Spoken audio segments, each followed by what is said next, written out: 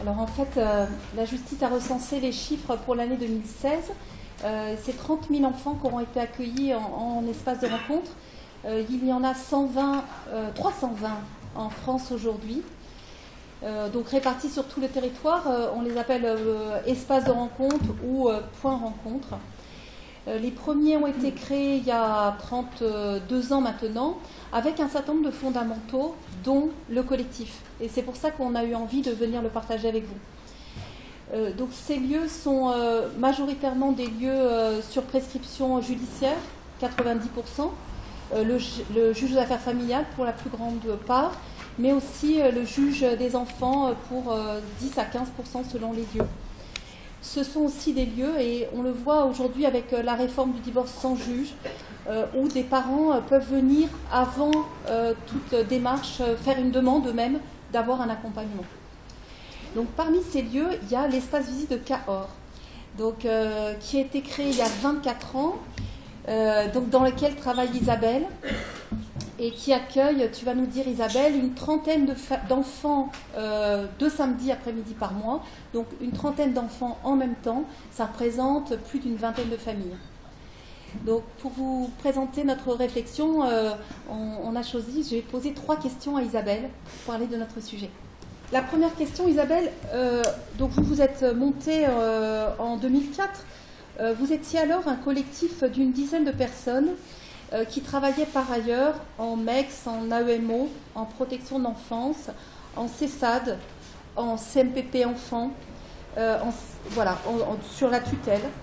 Et vous avez eu envie de monter un collectif pour ces rencontres enfants-parents.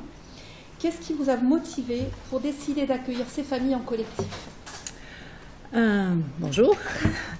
En été, nous étions, il y a donc quelques années de ça, des collègues, des professionnels issus de services différents.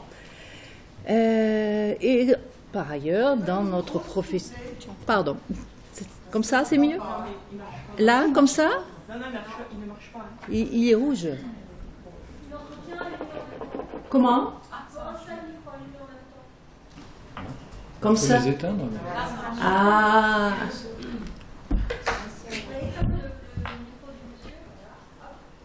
Ah, il n'y a que moi. Voilà. Voilà, c'est mieux. Donc, je disais qu'il y a quelques années, 20 ans quoi, nous étions des collègues travaillant de diverses professions. Moi, je suis psycho, il y avait des études, enfin bon, comme a dit Emmanuel, et on travaillait dans la pratique souvent en individuel avec les personnes, avec des enfants, avec des parents. Et beaucoup faisaient pratiquer des visites dites médiatisées, visites en présence d'un tiers avec l'enfant, le parent visiteur et un éducateur ou un psychologue, voilà, qui était là présent. Et cette situation ne satisfaisait pas du tout. Hein. Ils en ressentaient une position de contrôle qui était quelque chose qui empêchait la relation, une relation vraie qui parasitait, et aussi qui empiétait sur leur profession. On a été voir du côté, on savait que c'était plutôt des points de rencontre, ça s'appelait à l'époque, il y avait Bordeaux, Pau, qu'il y avait des gens comme nous qui s'étaient posé ces questions, qui avaient commencé à créer donc les espaces de rencontre. Donc on a été voir comment ces lieux collectifs-là, comment ça fonctionnait. On les a rencontrés, on a beaucoup échangé, on a mis 2 ans pour construire ça, et nous avons construit ce lieu collectif, et le collectif, nous ne l'avons jamais lâché. Nous y avons toujours remis la question.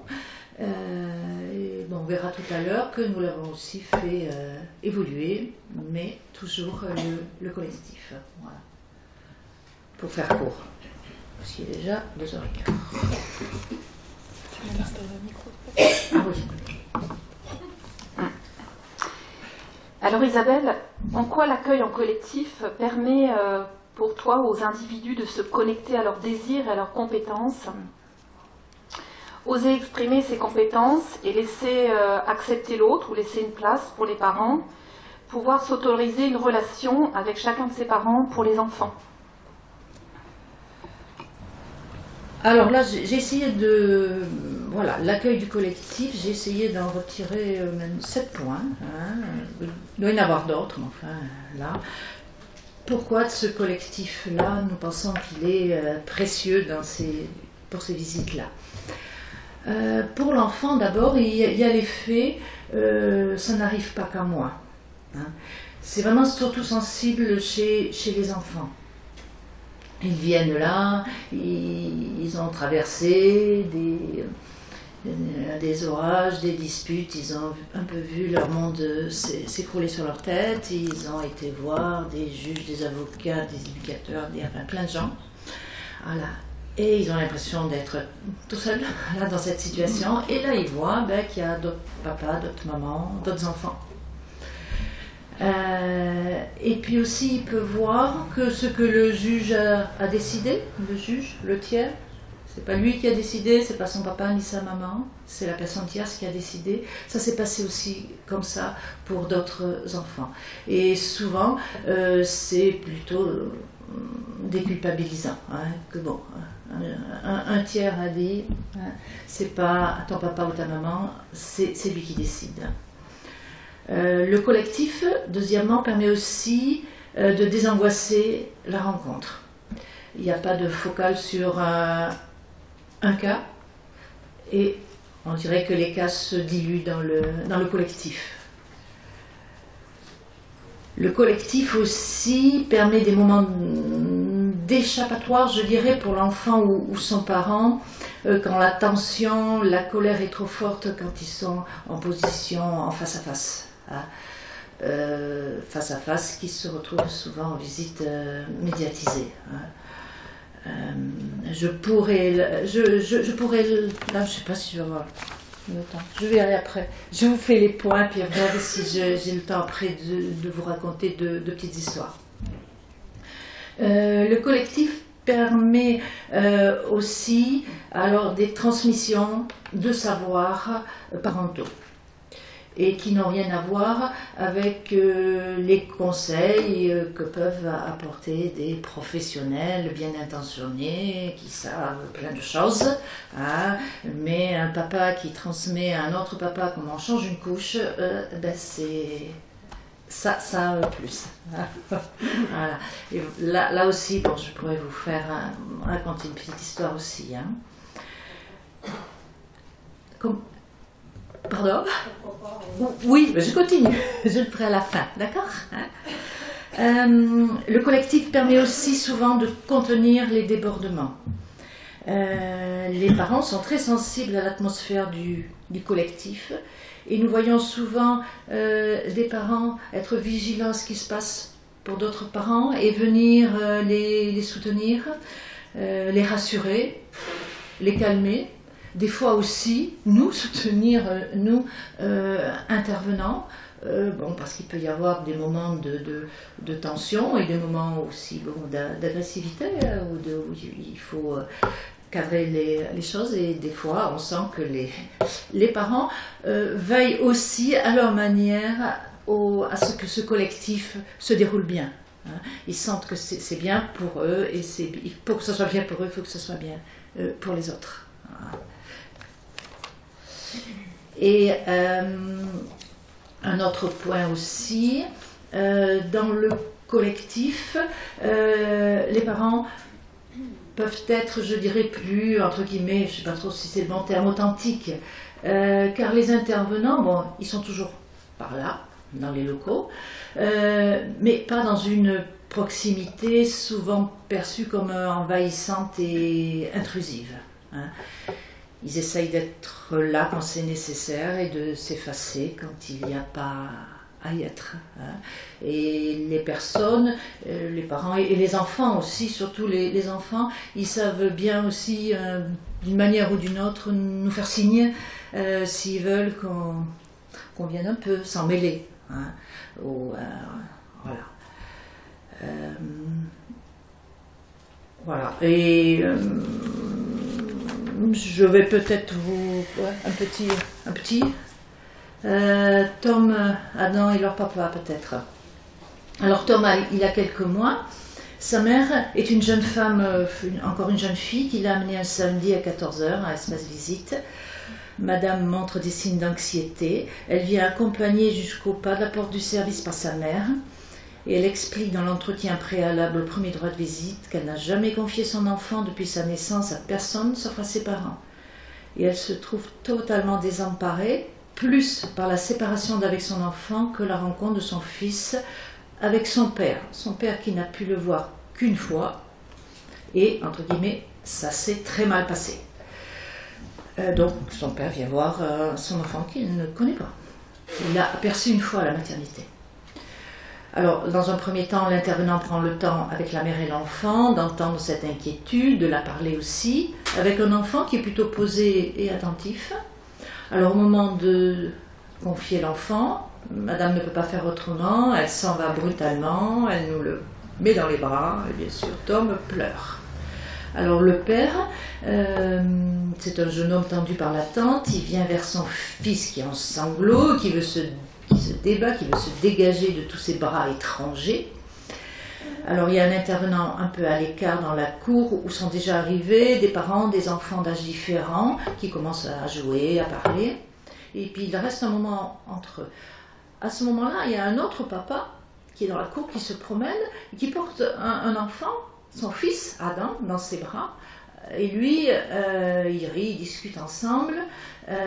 Adam, il est déjà venu, il vient 2 fois par mois voir son père, il connaît maintenant le lieu et les occupants. Et il est toujours content de ces moments avec son père. Le père qui a, lui, plusieurs enfants plus grands et qui a su assez rapidement entrer avec lui dans une relation câline et de jeu. Alors, Tom s'apaise, une intervenante vient lire un petit livre.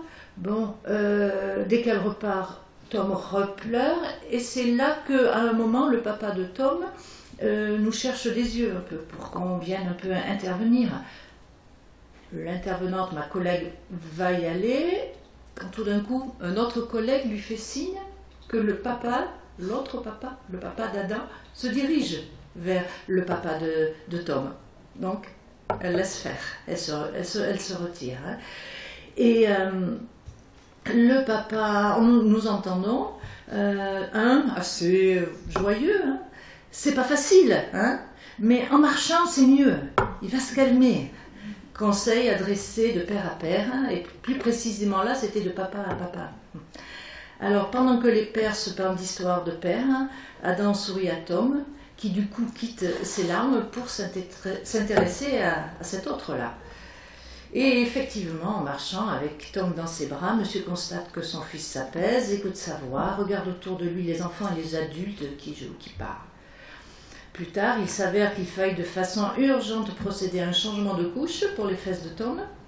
Alors l'intervenante, celle du petit livre, mais elle revient aussi d'un congé maternité. Alors hop, elle allait se précipiter aussi pour aider ce papa et hop, mais elle a vu le papa d'Adam qui arrive, toujours vigilant, parce qu'il était là vraiment, la maman avait tout préparé, les couches, plein d'accessoires qui ne savaient absolument pas dans quel sens ça, à quoi ça servait. Et là, c'est le papa d'Adam qui a fait l'inventaire avec lui, qui lui a dit ben moi je fais comme ça, là l'étiquette, là, voilà, on les a laissés. Hein. On a laissé le papa pro instruire le papa néophyte. Voilà. Et dans l'après-midi, nous les recroiserons. Alors bon, avec le papa, Tom et son papa, ça s'apaise. À un moment, il est fatigué, enfin, au bout des 2 heures. Tom, il commence à s'agiter, il a sommeil, et alors on entend la voix du papa d'Adam qui est un peu plus loin, mais qui lui dit, il a mis le bébé dans la poussette, vas-y, tourne dans la cour, tu vas voir, tourne. Voilà, et quand la maman revient à l'heure précise, nous avons l'impression, quand elle arrive, nous avons eu l'impression qu'elle avait retenu sa respiration pendant 2 heures. Hein. Et elle a laissé échapper un demi-sourire dans un souffle, le premier souffle, en voyant Tom qui l'attend tranquillement, en serrant une petite voiture dans la main, petite voiture que son père lui a transmise de lui, enfant. Voilà. Et au fil des droits de visite suivants, Tom a de plus en plus montré d'impatience à venir voir son père. Madame arrivait à laisser son fils et à respirer. Monsieur a continué à discuter avec le père d'Adam, mais il a su construire et tisser avec l'aide active de Tom leur relation joyeuse et affectueuse. Ils sont restés les 6 mois fixés de l'ordonnance.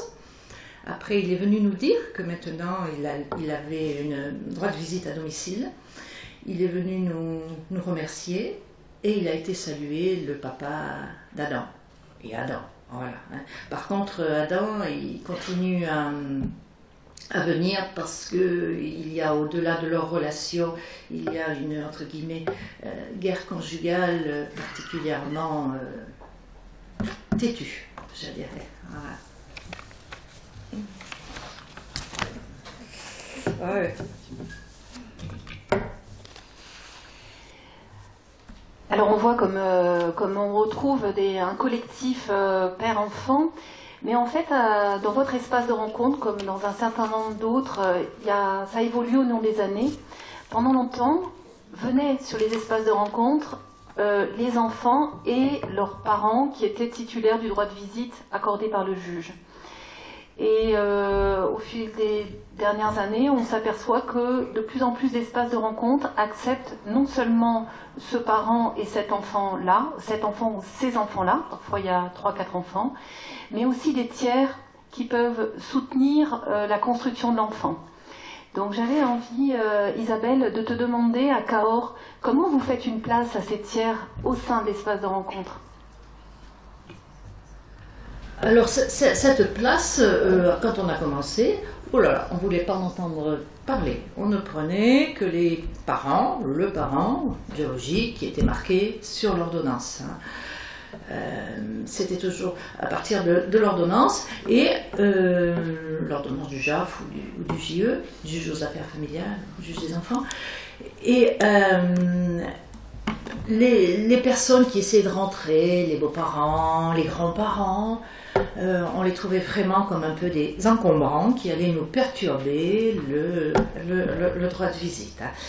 Et petit à petit, bon, avec le recul, oui, nous nous trouvions assez rigides. Et petit à petit, nous avons évolué vers un accueil qu'on peut qualifier de plus souple et surtout penser toujours autour de l'enfant, mais en intégrant son entourage affectif, familial, en construction. Il y a une reconstruction là. Hein. Et donc, selon maintenant, nous faisons, nous évaluons aussi un peu selon les besoins de l'enfant. Nous ne voulons pas non plus qu'il reparte dans un autre conflit de loyauté ou un autre conflit psychique. Il en a déjà assez, mais nous envisageons l'enfant, c'est un lieu transitoire, hein, c'est 6 mois souvent renouvelables, donc il va falloir qu'il fasse aussi avec cette nouvelle configuration familiale, cette nouvelle configuration psychique. Voilà, c'est pour ça que maintenant, pas rarement au premier droit de visite, mais après, selon, puis en parlant avec l'enfant, avec les parents, quand nous voyons des personnes qui restent à la porte, on voit si pour l'enfant, c'est quelqu'un qui pourrait être un soutien, quelqu'un qui est rassurant pour lui.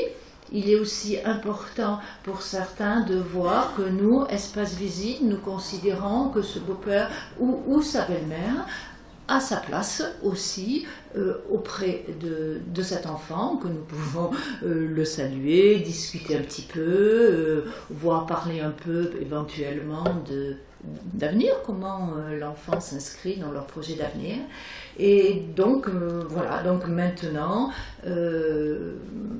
c'est quelque chose que nous réfléchissons à chaque fois. Et ça peut même arriver de situations où vraiment, là c'est pour une belle-mère et une grand-mère, leur présence dans deux situations, pour un papa et une maman qui viennent visiter leur enfant.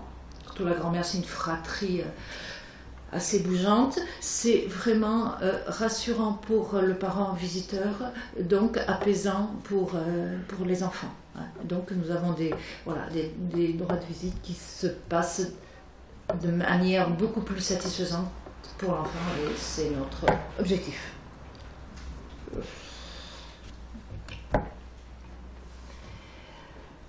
Vous l'avez entendu, le collectif, c'est autant un collectif de parents et d'enfants que de professionnels et de partenaires.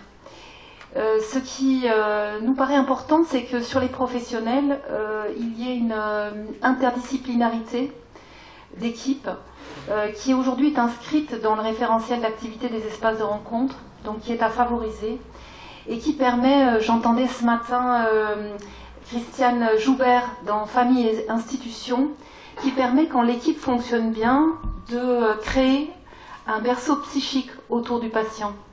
Et quand l'équipe fonctionne bien dans un espace de rencontre, c'est ça, quelle que soit leur modalité, que ce soit un collectif, là on l'a vu, d'une vingtaine de familles. À Bordeaux, ils font des collectifs de 80 familles. À Toulouse, c'est un collectif de 35 familles, 30-35 familles, ça dépend des périodes. Et puis dans d'autres espaces de rencontre, c'est des plus petits collectifs. Mais ça permet de faire vivre ce pluriel et ce plusieurs. Pour les professionnels, quand on a réfléchi au positionnement, on se disait, cela revient pour eux à jouer comme dans un ensemble de jazz, avec des moments où ils doivent organiser leur présence, venir sur une impro, écouter, passer le relais, en s'appuyant sur l'ici et maintenant, avec la confiance dans les effets d'après-coup. Et effectivement, en espace de rencontre, on ne sait, d'ailleurs, on ne sait pas toujours. Aujourd'hui, la Fédération lance une recherche sur les effets pour les enfants qui sont venus en espace de rencontre entre 2000 et 2012, pour essayer de comprendre qu'est-ce qu'ils en disent maintenant qu'ils sont devenus adultes. Peut-être certains sont même devenus parents. Qu'est-ce que ça a changé pour eux de venir rencontrer un de leurs grands-parents ou grands-parents, parfois, en espace de rencontre. Jean Houry disait « Un collectif, c'est une qualité d'ambiance absente ou présente ». Donc, en réfléchissant, on se disait « Mais en fait, ça demande à nous, les professionnels, d'abaisser nos seuils de professionnalité pour laisser la place. Et en fait, si c'est pour laisser la place, c'est pour habiter une autre place. Et donc, on se dit, bon, cette autre place, c'est créer un cadre qui est contenant, sécurisant, mais c'est aussi penser, à travers des interventions en plein, mais surtout en creux, de se dire qu'on est là pour créer les possibilités d'une rencontre, les conditions de possibilité d'une rencontre. Alors, le professionnel apprend à être frustré. D'abord, il apprend à circuler, à doser entre sa présence et son absence, à assister, à soutenir, mais surtout à devoir laisser la place, ce que tu racontais, Isabelle, à un autre parent, la même où, en tant que jeune mère, on peut imaginer qu'elle avait les hormones bien en feu. Voilà, donc laisser la place à un autre parent, peut-être même parfois laisser la place à la maladresse. Donc c'est tout ce vécu-là en fait qui se fait aussi en équipe et qui fonde quand les espaces de rencontre témoignent de qu'est-ce qu'ils voient différent de ce qu'ils font par ailleurs, puisque la majorité des intervenants en espace de rencontre sont professionnels par ailleurs dans d'autres secteurs. C'est peut-être ça qu'on entend le plus de témoigner de la spécificité de ces lieux-là et qui explique pourquoi on continue à venir travailler le samedi après-midi alors qu'on travaille déjà toute la semaine, ou qu'on continue à travailler le samedi après-midi même quand on est en retraite. Voilà, c'est ce qu'interroge chez lui. Les jours fériés. Et les jours fériés. Alors, toujours pour citer Jean Houry, parce que finalement, des espaces de rencontre s'inspirent aussi de la clinique de la Borde. Donc, c'est accepté pour le professionnel parce qu'il ne peut pas être porteur d'une solution, qu'à ce moment-là, il puisse habiter la fonction d'accueil. Et la fonction d'accueil, c'est les gestes du quotidien. C'est le fait de vivre en collectif, qu'on soit accueilli ou accueillant, finalement, qu'importe. Et d'ailleurs, parfois, quand vous êtes dans des collectifs et que vous avez un stagiaire qui est un peu nouveau, il ne sait pas tout à fait qui est qui. Et quand ça existe, alors ça veut dire qu'il y a quelque chose qui fait fonction de l'accueil.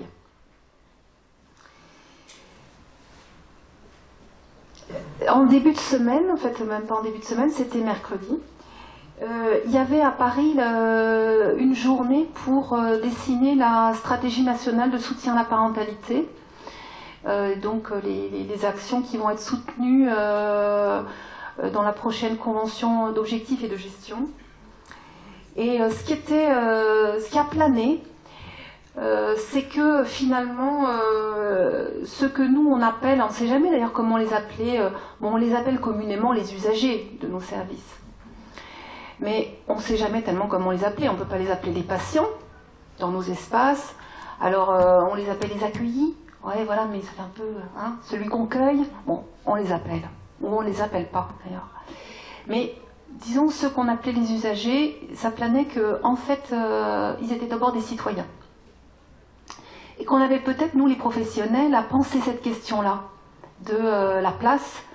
Alors on a fait à un moment donné à la place d'eux, maintenant on nous a poussé à faire à la place avec.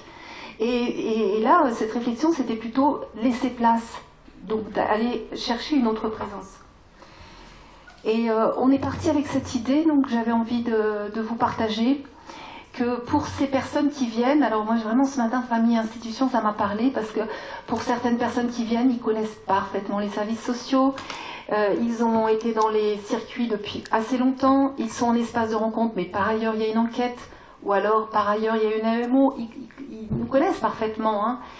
Que donc pour ces personnes qui viennent et qui vont à un moment donné être dans nos services, pour qu'ils puissent accepter de recevoir fondamentalement quelque chose, il faut qu'ils aient quelque chose à donner.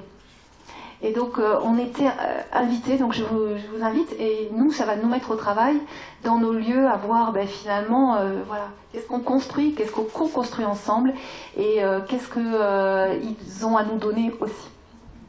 Voilà, je vous remercie.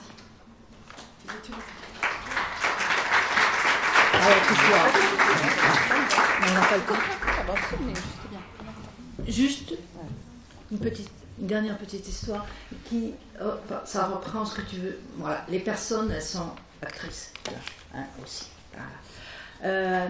Alors après Tom et Adam, Pierre, Emma et Julie. Alors on est toujours un samedi après-midi. Là, il fait beau, c'est bien quand il fait beau, parce qu'il y a une cour et on peut sortir, hein, et des fois dans les tensions, dans la course, en courant après le ballon, ça va mieux. Alors il y a beaucoup de personnes dans la cour, sous les arbres, alors seuls restent dans la grande pièce Sandra et son père, concentrés sur leur énième partie de Uno, et puis Pierre et son père, et enfin les deux sœurs, Emma, Julie et leur mère. Tous les enfants, là, c'est des jeunes ados. Alors, autant la première, Sandra, s'appuie sur les jeux de société pour ce temps avec son père, ce père qu'elle ne comprend pas toujours, mais qu'elle prend comme il est, c'est-à-dire avec toute son affection souvent maladroite et trop souvent encombrée de rancœur envers la mère. Et autant, voilà, ils sont à peu près... Sandra et son père, voilà, ils sont dans leur truc. Autant il y a vraiment une tension dans les deux autres groupes. Alors Pierre, lui, il est sidéré au bord des larmes face, alors je dis, c'est un père armoire savoir, c'est un grand monsieur qui sait, voilà, qui doit apprendre à son fils. Alors ce père qui est exaspéré par son garçon, qui ne répond pas à ses attentes, il est, entre guillemets, trop comme sa mère, et il ne veut pas comprendre sa vérité sur son histoire. De l'autre côté, il y a Madame et ses deux filles, Emma, la plus jeune sœur, qui regarde avec une inquiétude grandissante sa grande sœur Julie, montée en tension avec leur mère, qui aujourd'hui est arrivée, entre guillemets, pas trop bien. Et quand elle arrive pas trop bien, cette mère si fragile peut s'écrouler et ne supportant pas de s'écrouler devant ses filles, elle part en, c'est déjà arrivé, elle part en claquant la porte et elle les laisse, ses filles, pour 15 jours d'inquiétude, puisqu'ils ne la verront pas au mieux avant 15 jours, sur son état de santé, même qu'elle peut faire une bêtise et qu'elles savent que c'est déjà arrivé quand elles étaient petites. Alors il y a un intervenant qui est par là. Moi, je dis toujours par là. Hein. Bon, il a essayé, tant du côté d'un groupe que de l'autre, de proposer une écoute, un mot décalé, mais rien ne vient enrayer cette montée en pression. Il sent qu'il est de trop dans cette posture-là. À d'autres moments, cela aurait pu être une aide. Là, non, au contraire. Et on sait d'expérience la contagion, autant de la bonne humeur que de l'agressivité. Ça passe vite d'une famille à l'autre. Bon, alors là, il se retire, il va dans la cour rejoindre ses collègues. Nous sommes 4 par samedi. Pour dire en 2 mots son embarras. Pour lui, ça ne va pas de soi. Alors, une autre intervenante, là, elle se le sent. Alors, elle prend, on peut dire, elle prend le témoin, là, hein, le bâton. Elle entre dans la salle en disant à la cantonade, là, je suis bien embêtée. Jules, alors Jules, c'est un enfant qui est connu par tout le monde pour sa bonne humeur constante. Jules veut jouer au molki. Vous savez ce que c'est? Ah ouais, je ne savais pas moi. Veut jouer au molki. Alors, et je suis pas sûre des règles, il faut que quelqu'un m'aide. Hein. Alors là, contre toute attente, Pierre se redresse. Lui qui tremble toujours de savoir si sa parole sera agréée par son père, dit timidement et fermement « Oui, je sais, j'y joue avec mon cousin ». Alors, ma collègue l'embarque, bon, suivi de monsieur, ne voulant pas être en reste, mais questionnant quand même son fils en bougonnant sur ce cousin qui ne serait pas une fréquentation qu'il valide. Alors, Emma, la plus jeune sœur, elle s'engouffre aussi dans ce pas de côté proposé. Oui, oui, moi aussi je sais, enfin pas trop, mais un peu.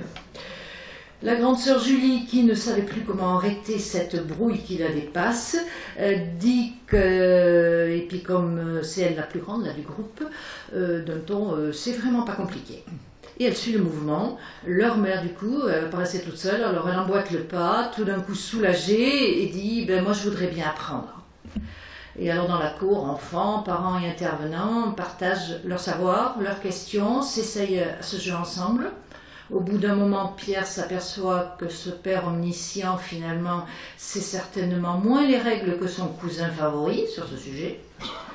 Jules est ravi que toutes ces personnes s'intéressent à son jeu. Eva va continuer à jouer. Et Julie et sa mère, au bout d'un moment, vont revenir dans la pièce et reprendre leur discussion, mais d'une façon beaucoup plus apaisée. Et du coup, nous ne savons pas si Sandra et son père savent jouer au molki. Mais là, pour eux, à ce moment-là, ils n'avaient pas besoin de cette échappée-là. Voilà.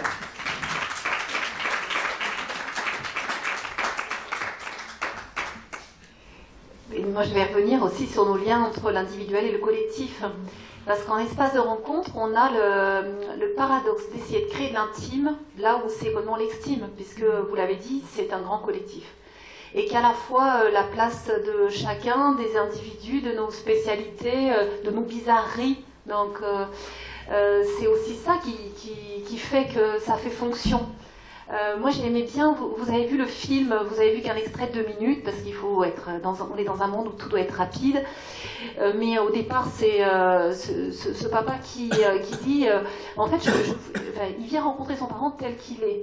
Et ben, je crois que c'est vraiment ça qui guide aussi le travail, c'est-à-dire de passer du parent rêvé au parent réel et d'arriver à le prendre avec ses bizarreries parce qu'on reconnaît peut-être nous aussi professionnels qu'on a nos bizarreries en fait, qu'on est plein de... Voilà. Donc j'avais envie de reprendre ça sur le collectif. Et après, on n'est pas venu aussi dire que ce collectif, c'est toujours un espace qui est un espace des possibles. Donc peut-être dire aussi par rapport à la situation que vous évoquiez, c'est qu'il y a des situations qui ne peuvent se vivre et bouger que dans l'individuel, même en espace de rencontre. Donc, je vois par exemple à Toulouse, à la FCCC 31, donc à Ampalo, on a mis en place un point rencontre ados. Parce qu'on constatait que les ados, quand ils doivent venir le samedi rencontrer les parents, c'est double peine. Donc c'était compliqué. Et en plus, les juges, ils proposent 3 heures. Alors imaginez déjà 3 heures avec votre ado un samedi après-midi. Donc bon, manifestement, c'était une situation qui était explosive. Donc il y a eu un glissement et maintenant c'est des rencontres d'1 heure le vendredi soir, avec toujours ce désir du collectif pour toutes les raisons qu'a expliqué Isabelle. Mais la réalité, c'est qu'il y a effectivement 2 ou 3 professionnels pour 3 ou 4 familles, enfin parents plus adolescents, mais que c'est bien souvent un accompagnement, un soutien individuel. Hein. Donc voilà, donc ce collectif et cet individuel, ils s'apprécient aussi en fonction de ce qui se passe dans l'ici et maintenant. Et c'est en ça qu'on rejoint vraiment toute cette pensée systémique. Hein, c'est l'enfant qu'on reçoit dans son environnement d'ici, mais aussi transgénérationnel. La famille pensée comme un système ou pas, parce que parfois ils ne veulent pas se penser famille, ça je suis vraiment d'accord. Et puis avec l'idée de qu'est-ce qu'on dit de ce qui se passe là. Hein, et je crois que nous aussi en espace de rencontre, on a un travail autour d'entretien. On a raconté les visites, mais il y a aussi tout ce qui est dans l'entre-deux. Et l'entre-deux, c'est un temps d'entretien, souvent. Je me disais justement comment vous accompagner, parce qu'il y a le parent aussi qui laisse.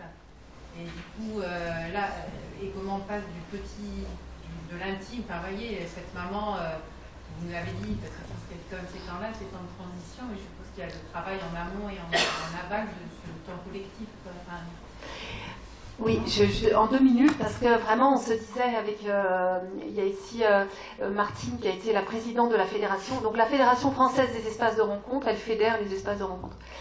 Et en fait on se disait, il y a évidemment le parent qui amène, et pendant longtemps les espaces de rencontre, là on a parlé d'avoir ouvert les lieux aux tiers, mais en fait on l'a déjà ouvert aux parents hébergeants.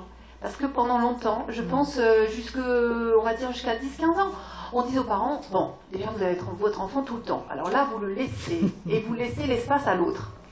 Hein, et c'était une violence, et là c'est pareil, des lieux constataient que si on ne travaillait pas avec ce parent-là, voilà, l'enfant était encore plus écartelé. Et on allait même plus loin ce matin, et ça reprenait le travail, c'est-à-dire que il faut que ces parents puissent se croiser. Donc il y a des lieux qui ont maintenu des sas en disant comme ça ils ne se croisent pas, il n'y a pas de problème, il n'y a pas de violence. Mais au fond, on est d'accord. Donc on réfléchissait, mais la réflexion elle est toujours à poursuivre. C'est-à-dire comment faire que ce qu'il se passe ici et maintenant soit comme une scène de ce qu'ils vivent et qui peut venir peut-être se dénouer là, alors que ça s'est originé et enquisté sur plein d'autres terrains. Et les SAS ? Oui. Les SAS, alors, les SAS. En France, il y a 320 lieux. Donc vous imaginez qu'on a des pratiques différentes. La fédération, pendant longtemps, elle était connue, elle était intimement connue, sur la déontologie. Donc elle pensait le collectif, la confidentialité, etc.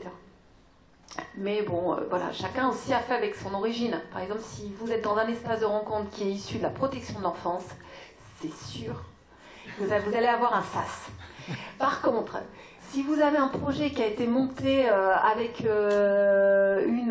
par exemple les AFCCC 31, les AFCCC, pardon, les originaires, alors c'est tout le monde se retrouve au même moment, à la même heure. Parce qu'on sait bien que même si on ne veut pas qu'ils se croisent, s'ils veulent se croiser, ils savent très bien s'attendre. Donc voilà, donc du coup... alors aujourd'hui, nous, au niveau de la fédération, on a beaucoup travaillé sur le financement des lieux. Parce que la précarité dans laquelle sont la moitié des lieux faisait que c'était aussi assez difficile d'être créatif quand vous êtes toujours écroulé par la survie financière. Mais on sait qu'aujourd'hui, on a retravaillé, alors on peut le faire via la formation, via les rencontres, via ce type de lieu, sur pourquoi on fait ce qu'on fait et qu'est-ce qu'on en dit de ce qu'on fait. Et c'est aussi ça qui fait sens.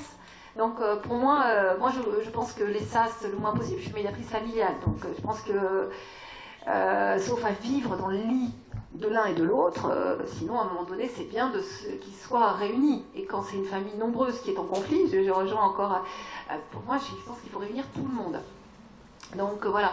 Mais ce qui est intéressant, c'est quand on rencontre des équipes qui ont des SAS, c'est quel est le sens pour eux, qu'est-ce que ça fait fonction, qu'est-ce que ça vient dire, et voilà, et comment ils sont créatifs là-dedans. Voilà. Et c'est toute l'évolution pour moi. Il y a des SAS qui sont nécessaires parce qu'ils sont nommés dans l'ordonnance, où le parent ne doit pas rencontrer l'autre. Voilà. Là, on est obligé de faire le SAS. Effectivement, comme disait Emmanuel, il y a des pratiques différentes. Nous, on voit comment ça se présente, hein. Mais souvent au début, les premiers droits de visite, on est plutôt prudent, on voit un peu comment les gens se présentent, comment surtout l'enfant, comment il est, voilà, quelle place il a là-dedans, quelle place on lui met, hein, voilà. Et je serais moins tranchée, ça se pas, hein, mais bon, mais c'est vraiment au cas par cas, tout simplement. Hein. Enfin, tout simplement. En toute simplicité, bien sûr, mais c'est toujours très compliqué. Mais c'est aussi que vous avez des situations en tête, parce que c'est un collectif avec des intervenants qui ont quand même... Alors moi j'ai une petite anecdote, parce que ça s'est passé cet hiver, donc en formation qui réunit plusieurs espaces de rencontre. On se disait ça, il y a les enfants, les nouveaux qui se sont créés depuis moins de 5 ans, ceux qui sont un peu ados, puis ceux qui sont mûrs, ça fait 25 ans qu'ils travaillent, ils savent comment travailler. Et entre les deux sessions, ils sont venus avec une anecdote, à savoir que donc ils recevaient des personnes sous ordonnance de protection. Donc l'ordonnance de protection, effectivement, dans ces cas spécifiquement, les parents ne doivent pas se croiser. Mais les ordonnances durent 6 mois. Ils avaient une famille qu'ils accompagnaient comme ça depuis plusieurs années. Donc les visites avaient été à l'intérieur des locaux, avaient évolué à l'extérieur des locaux et étaient ce qu'on appelle nous maintenant du passage. C'est-à-dire que la mère accompagnait son enfant, elle arrivait avant que monsieur arrive, elle se mettait dans un coin, monsieur arrivait, il prenait son enfant, il passait la matinée. Madame était cachée dans les locaux, monsieur ramenait les enfants, et dès que monsieur était parti, madame sortait et repartait avec son enfant. Ça, ce matin on parlait des règles implicites, c'était une règle implicite, et vraiment toute l'équipe disait, mais oui, de toute façon dans cette situation, il y a eu tellement de violence, cette protection de l'enfant, nous on travaille pour les enfants, etc. Il s'est passé, donc Isabelle est aussi témoin, que l'équipe de professionnels un jour est parti déjeuner en oubliant madame dans les locaux. Parce que monsieur était en retard. Et donc eux, ils sont partis, ils ont fermé les locaux et ils sont partis déjeuner. Madame, au bout d'un moment, ne percevant plus de bruit, s'aperçoit qu'elle est seule dans les locaux. Donc elle s'inquiète, elle sort donc par la porte, et vous savez, c'est les portes de protection de l'enfance sans retour. Donc elle se trouve coincée dans le sas, entre la porte, elle ne pouvait plus rentrer dans les locaux, et la grille, puisque le lieu était fermé. Et sur ce, monsieur arrive avec l'enfant. Donc madame avait appelé la police, qui avait prévenu l'espace de rencontre, mais bon, il était en train de manger, le téléphone était posé, il avait oublié. Donc madame se retrouve en face de monsieur, et finalement c'est monsieur qui trouve une solution. Donc madame est libérée, tout le monde respire, et l'enfant, je me dis, il a eu une scène extraordinaire dans sa vie. Il assiste à ça. Et alors nous, on revoit l'équipe qui nous raconte, et alors on demande, et alors ça s'est passé comment l'accueil d'après?